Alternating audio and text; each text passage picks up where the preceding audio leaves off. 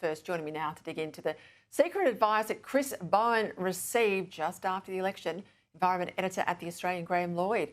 Well, it's heavily redacted. We'll put the document, Graham, up on screen so people can see all the bits and pieces that are crossed out. But it does show he was told by officials that power bills would go up because of Labor's emissions policies and that the 2030 targets would have to be rapidly accelerated if they're going to be met. Now my question here is, yes, he knew, of course he knew, yes, he was warned, and he knew that there was a nexus between what he was doing and the brunt of pain that power prices would hit in terms of households. But when they say you're going to have to rapidly increase things to meet the 2030 targets, what does that mean? Are we talking about subsidies maybe? Are we talking about punitive measures on business or on households? What's happening here? Good evening, Peter. I think this is a $64 billion question because, as you say, there's no doubt that Chris Bowen knew exactly what was going on, and what's going on is things are not going at all as they were intended to. Prices are going up, and the new supply and dispatch isn't being deployed. They need to find a way to make that happen, but the evidence is they don't really control that process. So people are not investing in these things for a host of reasons, including they can't control the costs, they can't compete with government subsidised operations, and they can't connect them to the electricity network because the big transmission lines aren't being connected. So I think what we're seeing is a gridlock, which is very bad news for how things go in the future. The government can try and force things, but it simply is not possible for it to pay for everything to happen if there are good reasons why it's not taking place in a commercial sense. Okay, so if we're not meeting the 2030 targets and the, there's a big hike between 2030 to 2035 targets, and you're saying that we can't just keep basically buying our way to meeting these targets, then we are really looking at punitive pain. We are looking at the heavy hand of government saying you can't drive that petrol car anymore, you must drive this EV, or you can't have that sort of business located there, or we must, regardless of what the opposition is, we're going to put that wind farm there or that solar factory over there. I mean, is that seriously where we're headed?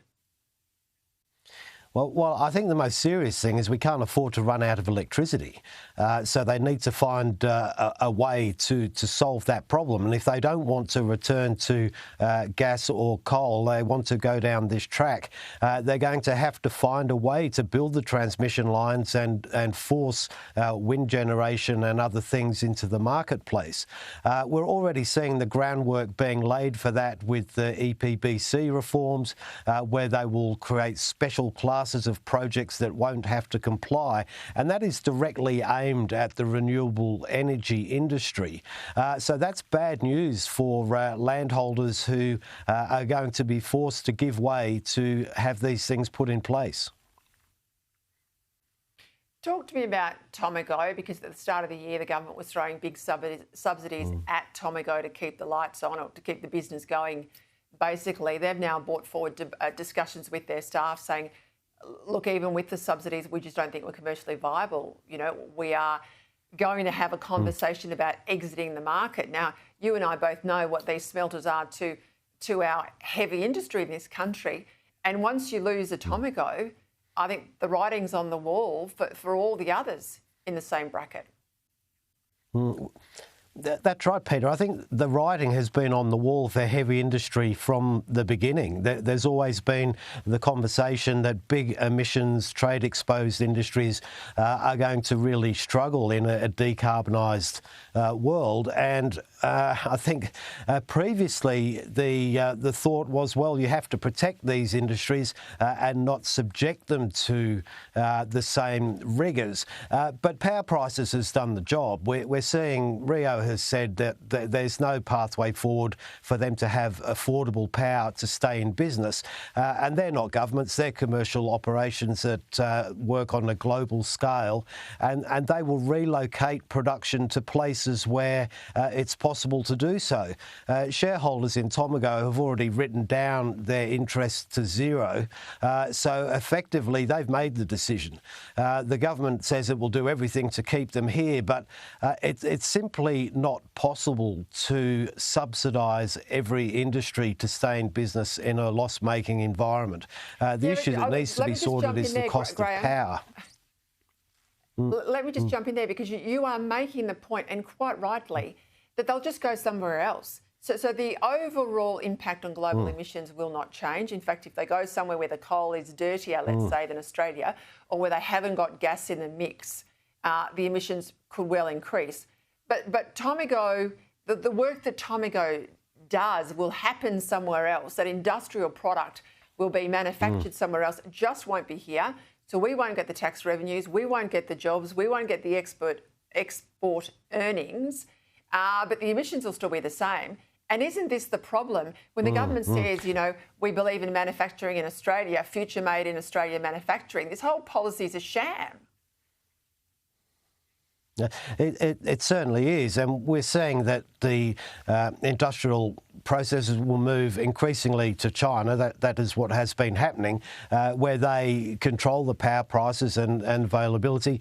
And now we're seeing a big push in the United States to reshore manufacturing and heavy industry there. And they benefit from very low energy prices from gas as well. And they're a big consumer market of their own. So Australia, really the only advantage we've had in the past has been cheap energy, which we no longer enjoy. Outside of that, it's difficult to see the reason to do things here. And this has been a slow burn, and it's really coming to a head, not just in aluminium, but in steelmaking and right across the board. And it's difficult to see that there's anything that can be done to head off the inevitable, and it will be for zero results in terms of saving emissions. Spot on. And as I always say, energy security is national security, and this is not the time in history to stop making steel in our country. I'll leave it there, Graham.